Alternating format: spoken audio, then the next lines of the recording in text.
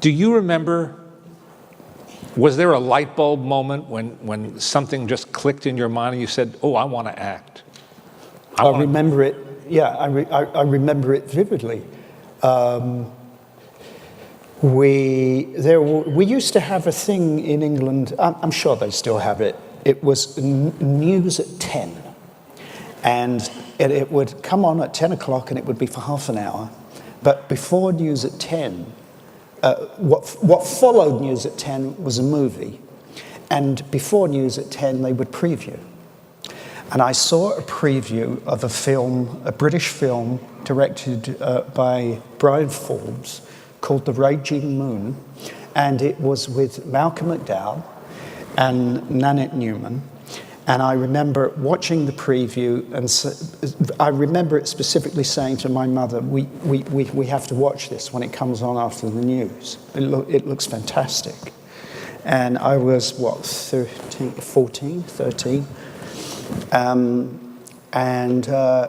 It was watching that film and watching Malcolm. And there was something about, he had that delicious cocktail of menace and vulnerability. It was dangerous, and yet it was dangerous, and it broke your heart. And he had these those big blue eyes that were like huge, great big blues. And I remember watching that, and it was like the lights got brighter in the room. It was like a sort of an electrical sort of charge coming in. And I thought to myself, that's what I want to do.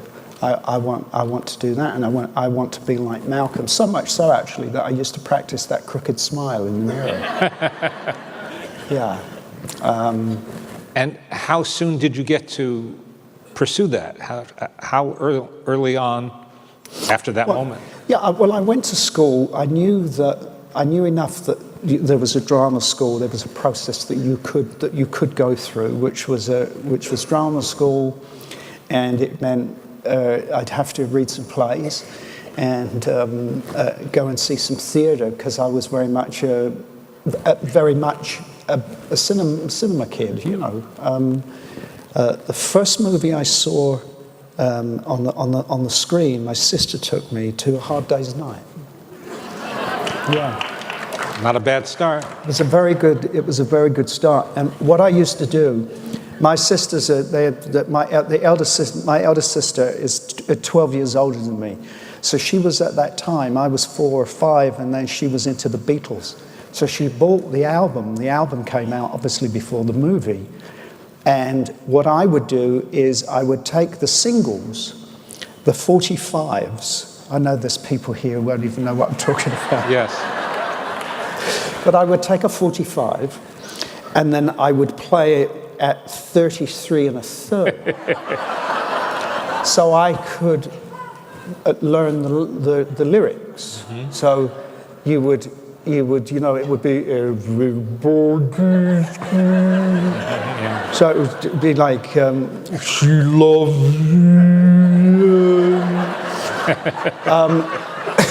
But I knew so I learned all the lyrics, and of course it was at I think it was the Peckham, South London. It was at the Odeon, and my sister had to keep shushing me because I was singing along too loudly to all the songs. So I loved going to the cinema, and they were events. You waited. Yeah. Now it seems that there's a Marvel movie coming out every week. I mean, yeah. And then it would be, Jason and the Argonauts, and then of course you would wait for a Bond movie, mm-hmm. Sean Connery. So what I did was I went to a teacher at school, and I said, how would I go about getting into a drama school?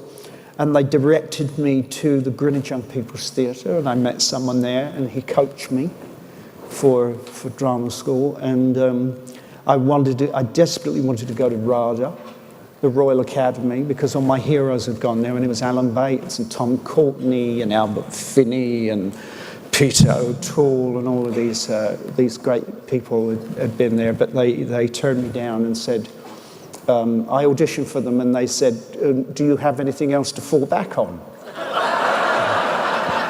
I mean, you're 16, you know what I mean? What do you say to that? Yeah, well, I used to be an astronaut.